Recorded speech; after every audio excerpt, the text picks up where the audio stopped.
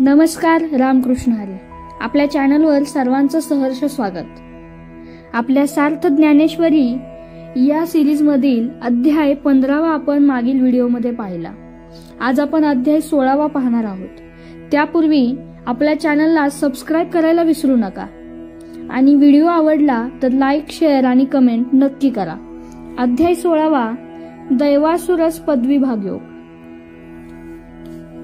संत श्रेष्ठ श्री ज्ञानेश्वर महाराज हे या 16व्या अध्यायाचा लेखन प्रारंभ श्री सद्गुरु स्तुती स्तवनाने करतात. सद्गुरूची महती वर्णन करताना त्यांना संत ज्ञानदेवांनी तेजोभास्कर श्री सूर्यनारायणाची उपमा दिली आहे. ते म्हणतात की ज्याप्रमाणे सृष्टीत सूर्याचे आगमन झाले म्हणजे विश्वातील अंधकाराचा नाश होतो, त्याप्रमाणे श्री सद्गुरूच्या कृपा प्रसादाने शिष्याच्या जीवनात ज्ञानसूर्य प्रगट होतात. त्याच्याही मनातल्या सर्व संसारिक वासना जळून जातात. जीवाचे अज्ञान दूर होते. तो स्वजन्माचे कल्याण साधून घेण्याचा विचारण सायास करू लागतो. ज्ञानाचा उदय आणि अज्ञानाचा नाश झाला की अंतरीच्या ईश्वरी आत्मतत्वाची ओळख होऊन शिष्य स्वानंद सुखात रमू लागतो. अशा प्रकारची सद्गुरूंची स्तुती करून ते म्हणतात की माझा पाठीराखा सखा सद्गुरु श्री निवृत्तीराया यांच्या कृपेनेच मला हे भगवद्गीतेवर भाष्य करण्याचे ज्ञान आणि अपूर्व शब्दकळा प्राप्त झाली आहे. जे परमगुह्य भगवंतांनी या गीतेद्वारे अर्जुनास सांगितले तोच भाग प्राकृत मराठी भाषेतून मी तुम्हास निवेदन करणार आहे.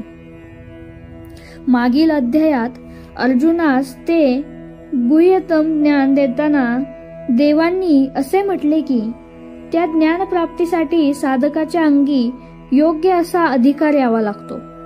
तो योग्य अधिकार प्राप्त होण्यासाठी कोणती गुणसंपत्ती हवी, ती कशी मिळवायची, तिचे फायदे काय हे वर्णन करून सांगणे हाच या 16व्या अध्यायाचा प्रमुख विषय आहे. भगवंत अर्जुनास सांगतात की जिज्ञासू साधक, उपासक हा पात्र अधिकारी होण्यासाठी त्याचे अंगी काही दैवी गुणसंपत्ती असावी लागते. ईश्वरी ज्ञानप्राप्तीसाठी अंगी असणारी दैवी गुणसंपत्ती हे एक साधन आहे. त्यानंतर प्रभू अर्जुनास सांगतात की ती दैवी गुणसंपत्ती 26 प्रकारची आहे.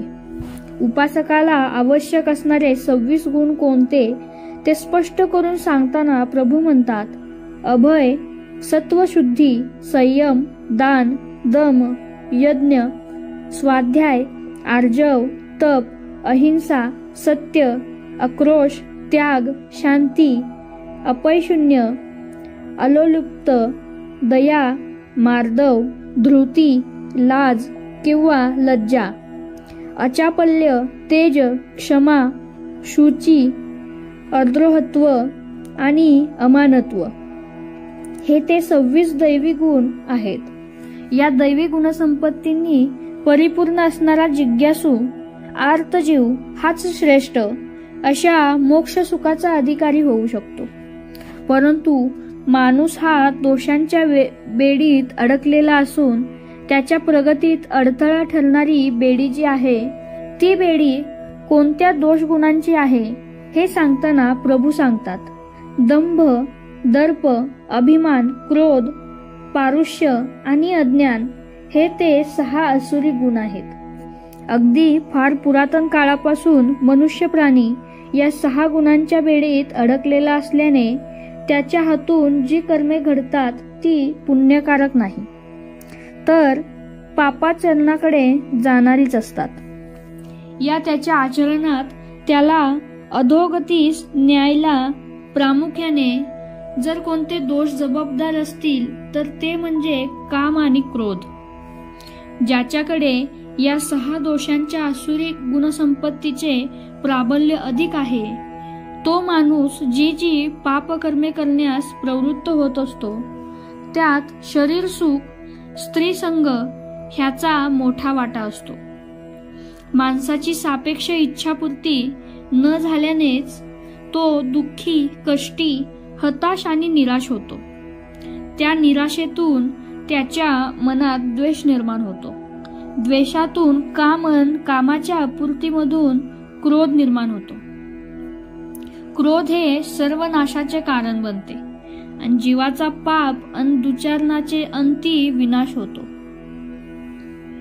असुरी गुणसंपत्तीचे प्राबल्य असणारी व्यक्ती ही स्वतःचा तर नाश करून घेतेच, त्याबरोबरच ती अन्य जीवांच्याही दुःख नाशास कारणीभूत ठरत असते.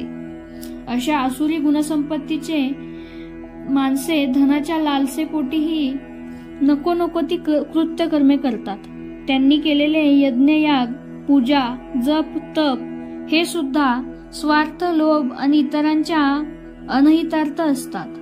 भगवान श्रीकृष्ण अर्जुनास सांगतात की असुरी गुणसंपत्ती ही मानवाच्या हिताची कदापि नाही. ती घृणास्पद आहे.